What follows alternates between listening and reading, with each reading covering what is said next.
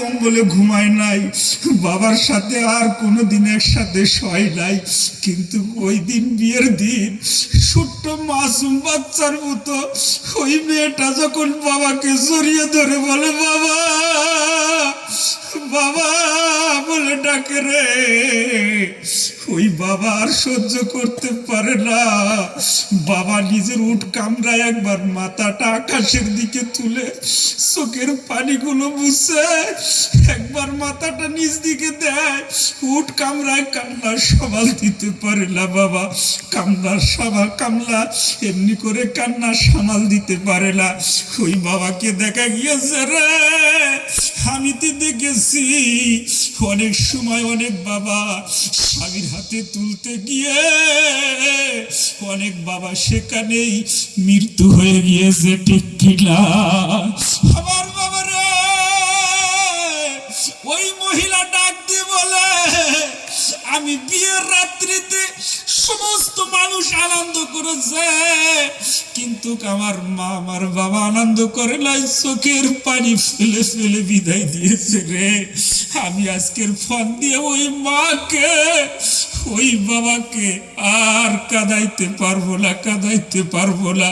আমার প্রিয় বাবজি ভাইরা, এমনি করে দেখা যায়, এমনি করে দেখা যায় রে, মায়েরা নিজেরা কতটা কষ্ট নিজেরা সন্তান সন্ততির জন্য করে গিয়েছেন। বাবা ও বাবজি ভাইয়েরা, আলোচনা আপনাদের খেদমতে আর আগ বাড়াবো না, আলোচনা আপনাদের কাছে আর বেশি দূর বাড়িয়ে নেব না। আমার সোনার বাবজি ভাইয়েরা গো, ভালো করে শুনে রেখে দিন, জেনে রেখে দিন। আমি আপনাদের কাছে দেখতে চাই, যতগুলো লোক এখানে বসে রয়েছেন, এতগুলো লোকের ভিতরে কতগুলো লোক আজকের এখানে মা হারা হয়ে বসে আছেন, কতগুলো লোক এখানে বাবা হারা হয়ে বসে আছেন। বাবা মা বাপ হারা মানুষ কতগুলো আছেন, একটু আমাকে একটু হাতটা তুলে দেখিয়ে দেন। আমি আল্লাহর কাছে দোয়া করব আপনারা ইতি আরে অনেকগুলো মানুষের এখানে মা বাপ নাই। আল্লাহ তুমি দেখো কত মানুষ চোখের পানির ফেলে দিয়েছে, পর্দার ভিতরে কত মা না জানো কান্নাকাটি করতেছে, তারা জানো মা হারা হয়ে আজকে এখানে বসে রয়েছে, তারা জানো আজকের বাবা হারা হয়ে এখানে বসেছে। ও বাবা একটু ভেবে দেখেন, আজকের যাদের মা বাবাগুলো এত কষ্ট করে লালিত পালিত করেছে, আজকের ওই মা আর ওই বাবা যদি দুনিয়ার ভিতরে বেঁচে থাকতো, ওই মা আর ওই বাবা যদি আজকের দুনিয়ার ভিতরে বেঁচে থাকতো, বাবা একটা চিন্তা করে দেখেন না, ওই মা ওই বাবা আজকের দুনিয়ার ভিতরে থেকে আমাদের কাছে কি বলতো না, বাবা রে ঠান্ডাটা একটু বেশি পড়েছে, আমাকে একটা চাদর কিনে দে, বাবা রে ঠান্ডাটা একটু বেশি পড়েছে, বাবা তুমি আমাকে একটা বেগির ব্যবস্থা করে দাও, একটা জ্যাকেটের ব্যবস্থা করে দাও। ওই মা ওই বাবা বেঁচে থাকলে বলতো কি বলতো না?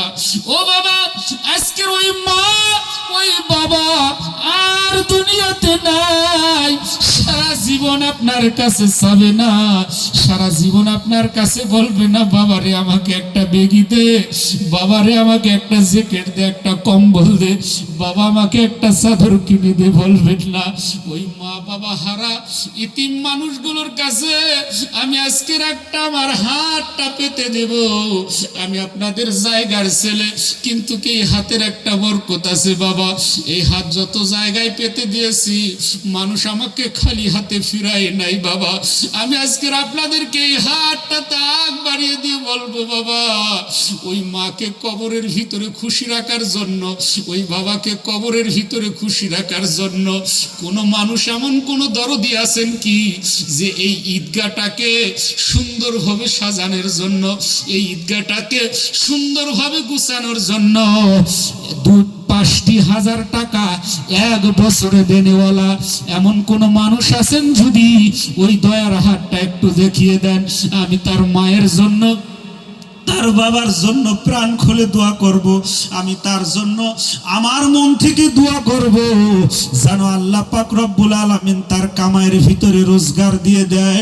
আল্লাহ পাক রব্বুল আলামিন যেন ওই 5,000 টাকা এক বছরের ভিতরে শোধ করার জন্য শক্তি দিয়ে দেয়।